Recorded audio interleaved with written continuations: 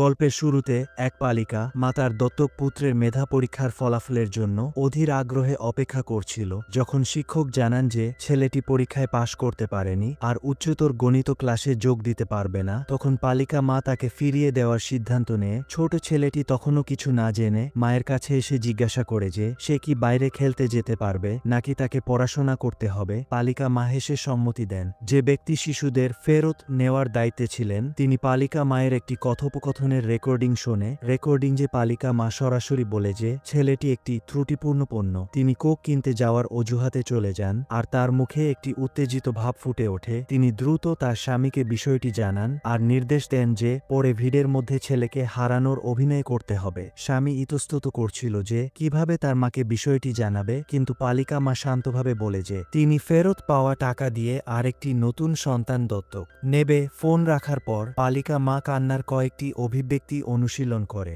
মা ফিরে না আসায় ছেলেটি তাকে খুঁজতে থাকে। তখন দত্তক সংস্থা থেকে একজন লোক এসে তাকে জানায় যে তার মা আহত হয়ে হাসপাতালে গেছেন আর সে ছেলেটিকে নিতে এসেছে। ছেলেটিকে নিয়ে যাওয়া হয় কর্মীদের সামনে। পালিকা মা কান্নায় ভেঙে পড়ে আর মিথ্যা বলে যে তিনি শুধু একটি কোক কিনতে গিয়েছিল আর তার সন্তান নিখোঁজ হয়ে গেছে। এই সময়ে পালিকা মায়ের স্বামীও সেখানে আসে আর স্বামী স্ত্রী জনসাধারণের সামনে অত্যন্ত শোকাহত হওয়ার ভান করে। কেউ কল্পনাও করতে পারেনি যে এটি কেবল একটি অভিনয় ছিল। লোকটি ছেলেটিকে গাড়িতে তোলে আর তাকে সত্য বলে যে তাকে পরিত্যাগ করা হয়েছে আর ফেরত প্রক্রিয়া করা হবে। তথাকথিত ফেরত মানে হলো শিশুটিকে একটি ব্যাগে ভরে একটি লোহার বালতিতে ঢুকিয়ে সিমেন্ট ঢেলে তারপর চূর্ণ করা। বাহ্যিকভাবে এটি একটি সাধারণ অনাথ আশ্রমের মতো দেখায় যারা অসহায় শিশুদের যত্ন নেয়, কিন্তু গোপনে তারা শিশুদের পণ্য হিসাবে ধনী পরিবারের কাছে বিক্রি করে। কিছু ধনী ব্যক্তি ফেরত দেওয়ার এই পদ্ধতিটি ব্যবহার করে শিশুদের নির্বাচন করে আর অবশেষে তাদের পছন্দের শিশুদের প্রশিক্ষণ দেয়। যদি কোনো সাংবাদিক বা বাইরের কেউ তদন্ত করার চেষ্টা করে তবে সংস্থাটি নির্দ্বিধায় তাদের হত্যা করে। লোকটি তার প্রথম দিনের কথা স্মরণ করে যখন একটি ছোট মেয়ে তাকে অপ্রত্যাশিতভাবে ভয় পাইয়ে দিয়েছিল। সেদিন থেকে সে গোপনে সংস্থার বিরোধিতা করতে শুরু করে আর একে একে 4টি শিশুকে বাঁচায়। লোকটি তাদের মানুষ হতে শেখায়, তাদের কুংফু আর আগ্নেয়াস্ত্র ব্যবহার করতে শেখায় আর তাদের একক প্রতিশোধকারী হিসাবে প্রশিক্ষণ দেয়। 4 জন একসাথে কাজ করত, ক্যাসিনো আক্রমণ করত আর অপরাধীদের শাস্তি দিত। তাদের অসাধারণ ক্ষমতা থাকা সত্ত্বেও লোকটি সর্বদা তাদের সতর্ক করত যে তারা যেন বাইরে না যায়, কারণ সংস্থাটি সর্বত্র ছিল আর একবার ধরা পড়লে তাদের মৃত্যু অনিবার্য ছিল। লোকটি তাদের 4 জনকে পালাতে আর সংস্থার নিয়ন্ত্রণ থেকে চিরতরে মুক্তি পেতে একটি জাহাজের ব্যবস্থা করে, কিন্তু ছোট ছেলেটির আগমনের সাথে সাথে সমস্ত পরিকল্পনা স্থগিত হয়ে যায়। লোকটি ছেলেটিকে একইভাবে বাঁচাতে চেয়েছিল আর গোপনে তাকে একটি নিরাপদ ঠিকানার একটি নোট দেয়। অপ্রত্যাশিতভাবে ছেলেটি সৌভাগ্যবশত তার পালিকা মাকে ফোন করে আর তাকে বাড়িতে নিয়ে যেতে বলে। হতাশ হয়ে ছেলেটি নোটের ঠিকানায় আসে, কিন্তু সংস্থাটি ইতিমধ্যে পালিকা মায়ের কাছ থেকে খবর পেয়েছিল।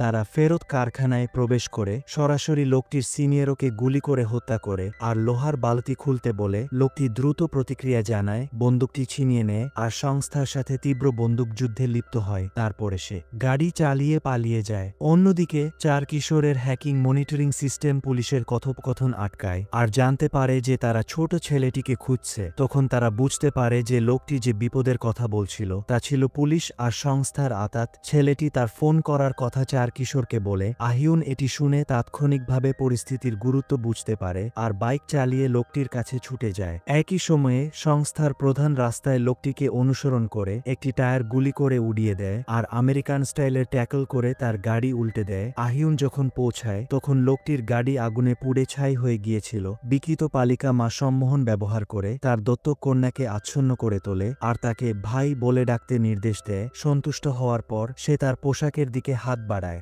যেসব শিশুদের সে আর আকর্ষণীয় মনে করত না তাদের ফেরত প্রক্রিয়ার মাধ্যমে নিষ্পত্তি করা হতো। তবে সে কখনই কল্পনা করেনি যে সুমি, যাকে গুঁড়ো মেশিনে ফেলে দেওয়া হয়েছিল, সে বেঁচে আছে। ফেরত দেওয়া 5টি শিশু একত্রিত হয়, কিন্তু যে লোকটি তাদের বাঁচিয়েছিল সে গত রাতের বৃষ্টির কারণে বিস্ফোরণে মারা যায়। তখন হঠাৎ অ্যালার্ম বেজে ওঠে। তারা কল্পনাও করেনি যে ফেরত সংস্থার সদস্যরা তাদের এখানে খুঁজে বের করেছে। সুকজু শিজুর মুখ শক্তভাবে চেপে ধরে যাতে সে কোনো আওয়াজ করতে না পারে। আহিউন পরিস্থিতি খারাপ বুঝতে পারে আর অবিলম্বে সবাইকে জিনিসপত্র গুছিয়ে চলে যেতে নির্দেশ দেয়। সিন্দুকের মধ্যে সে অপ্রত্যাশিতভাবে তার চাচার রেখে যাওয়া একটি চিঠি খুঁজে পায়। চিঠিতে উল্লেখ করা হয়েছে যে চাচা তাদের বাঁচানোর জন্য প্রায়শ্চিত্ত করেছিল, কিন্তু কিন্তু অজান্তেই অনেক শিশুকে হত্যা করেছিল। যদিও তিনি অনেককে উদ্ধার করেছিল, তবুও তিনি তার ভেতরের অপরাধবোধ দূর করতে পারেনি। তিনি আহিউনকে সতর্ক করেছিল যে তাকে স্মরণ না করতে আর তাকে খুঁজতে না যেতে। এছাড়াও আহিউন তার নিজের নামের সাথে একটি ছবি, কয়েকটি বন্দুক আর একটি রেকর্ডিং ডিভাইস খুঁজে পায়। সে প্লে বোতাম টিপে আর রেকর্ডিং যে তাদের 5 জনের পালক পিতামাতার ফেরত নিশ্চিত করার ভয়েস আসে। অন্য একটি মোবাইলে একটি পাঠ্য মেসেজ ছিল যেখানে বলা ছিল যে চাচা আর ক্যাপ্টেন বুধবার ভোরবেলা বন্দরে দেখা করবে। অন্যদিকে পুলিশ বিস্ফোরণের ঘটনাস্থলে চাচার মৃতদেহ খুঁজে পায়নি, শুধুমাত্র একটি ধ্বংসপ্রাপ্ত মোবাইল ফোন পায়। দূরে সংস্থার প্রধান মেয়ের জং সবকিছু প্রত্যক্ষ করে। এই সময়ে একটি ফোন আসে আর তারপরে তারা আহিউন আর অন্যদের লুকিয়ে থাকার জায়গায় পৌঁছায়। আজ রাতে তারা এখানে অভিযান চালাবে। রাত নেমে আসার পর আহিউন অন্য 4 জনের সাথে পালানোর পথ নিয়ে আলোচনা করছিল। হঠাৎ একটি খননকারী মেশিন গেট ভেঙে প্রবেশ করে আর তার সাথে সাথে জানালা ভাঙার শব্দ আসে। জুয়ান দ্রুত একটি গ্যাসের বোতল আগুনে গরম করে 5 জন নিরাপদ পথ দিয়ে পালাতে চেয়েছিল, কিন্তু পথটি বন্ধ ছিল। সৌভাগ্যবশত তাদের বিল্ডিংয়ে আরও অনেকগুলো বেরোনোর পথ ছিল। যখন তারা একটি গোপন গর্ত দিয়ে নিচের তলায় পৌঁছায় তখন দেখে যে শত্রুরা এলাকাটি ঘিরে ফেলেছে। জরুরি অবস্থায় সুকজু আরেকটি গোপন পালানোর পথ লাথি মেরে খোলে। সংস্থার সদস্যরা বিল্ডিংয়ে প্রবেশ করার সময় গ্যাস বোতলটি বিস্ফোরণ ঘটায়। তারা 5 জন বাইরের দিকে চলে গিয়ে অন্য একটি ঘরে প্রবেশ করে আর পিছনের দরজা দিয়ে পালিয়ে যায়। এই সময়ে তাদের পথ দিয়ে যাওয়ার সময় একটি বোমা বিস্ফোরিত হয়, যার ফলে শিউ আহত হয় আর চিৎকার করে ওঠে, যা সংস্থার সদস্যদের দৃষ্টি আকর্ষণ করে। অবশেষে তারা ছাদে লুকিয়ে পড়ে আর বন্দরের দিকে ছুটে যায়। কিন্তু আহিউন কল্পনাও করেনি যে একটি মহিলাকে খুঁজে পাবে যে অধ্যক্ষকে জানায় যে সে গর্ভবতী হতে পারবে না, তাই একটি নিখুঁত সন্তান দত্তক নিতে চায়। অধ্যক্ষের মেয়ের নামও আহিউন, যার অর্থ হলো তার নিজের মেয়েকে পরিত্যাগ করা হয়েছে।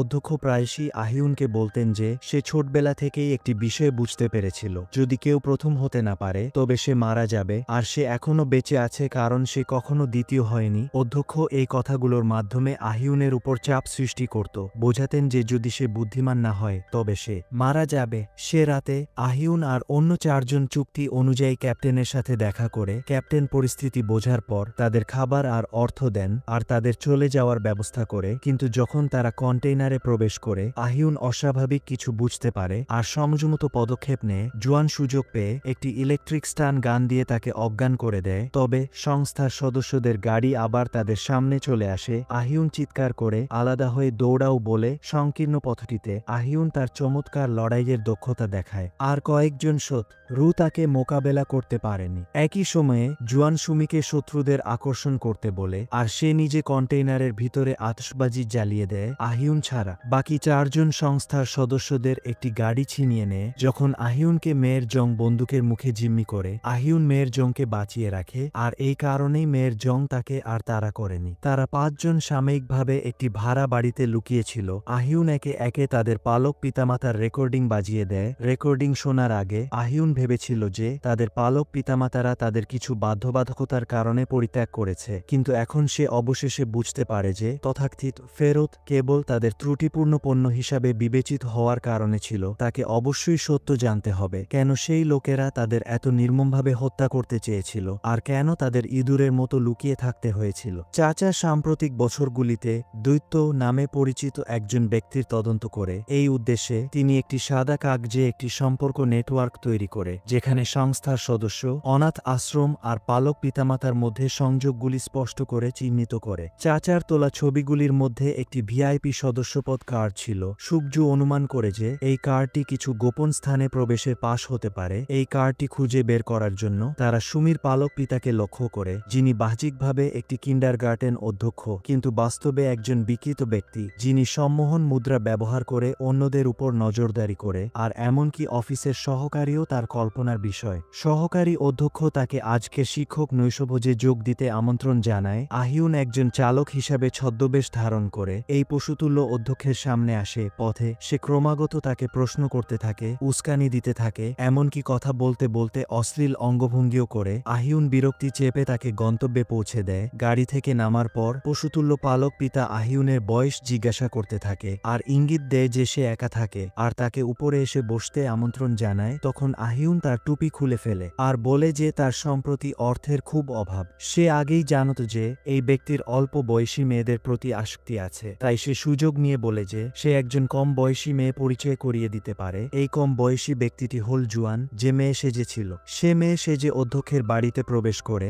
আর সহজেই যৌনাসক্ত অধ্যক্ষকে বোকা বানায়। একই সময়ে বাকি তিনজনও সুযোগ পেয়ে বাড়ির ভিতরে লুকিয়ে পড়ে। যখন অধ্যক্ষ তার স্কার্ফ খুলে জুয়ানের স্পষ্ট অ্যাডামের আপেল দেখতে পায়, তখন সে স্তম্ভিত হয়ে যায়। এরপর 4 কিশোর তাকে দুটি দড়ি দিয়ে চেয়ারে বেঁধে ফেলে, আর ঠিক নিচে কয়েকটি ধারালো ছুরি রাখা ছিল। আহিউন সদস্যপদ কার্ডের অবস্থান সম্পর্কে জিজ্ঞাসা করতে শুরু করে, কিন্তু পালক পিতা জানায় যে সে জানে না। সুমি আবেগপ্রবণ হয়ে পড়ে আর তার পালিকা মায়ের অবস্থান সম্পর্কে জিজ্ঞাসা করে, কারণ সেই তার পালিকা মা তাকে মেসেজ পাঠিয়েছিল আর সংস্থার দ্বারা নিয়ে যাওয়া হয়েছিল। পালক পিতা আবার সম্মোহন ব্যবহার করে সুমিকে নিয়ন্ত্রণ করার চেষ্টা করে, তাকে গভীরভাবে শ্বাস নিতে আর শান্ত হতে বলে, কিন্তু এই কৌশলটি তার উপর আর কাজ করে না। সুমি তাৎক্ষণিকভাবে তার মিথ্যা ফাঁস করে দেয়। আহিউন তার মোবাইল ফোন বের করে আর তাতে থাকা গোপন ছবি আর আগের যৌন হয়রানির রেকর্ডিং প্রকাশ করার হুমকি দেয়। সে সুকজুকে চোখ টিপে ইশারা করে আর সুকজু অবিলম্বে একটি দড়ি কেটে দেয়। এই কাটার ফলে সে ভেঙে পড়ে। সে আতঙ্কিত হয়ে বলে ওঠে যে সুমির পালিকা মাকে সে মানসিক হাসপাতালে পাঠিয়েছে। আসলে সুমি নিখোঁজ হওয়ার পর তার পালিকা মা পাগল হয়ে গিয়েছিল আর সারাদিন তাকে খুঁজতে থাকত। যে মেসেজটি সুমিকে বাড়ি থেকে বের করে, সেটি আসলে সে পালিকা মায়ের ফোন ব্যবহার করে নকল করে পাঠিয়েছিল আর পরে রেকর্ড মুছে ফেলে সত্য প্রকাশিত হয়। আর শেষে একটি গুলির আওয়াজ হয়। এখানেই 1 ও 2 নম্বর এপিসোড শেষ হয়। এরপর কি হবে তা নেক্সট এপিসোডে দেখতে পারবো। পরবর্তী এপিসোডের জন্য ভিডিওটি লাইক আর চ্যানেলটি সাবস্ক্রাইব করুন।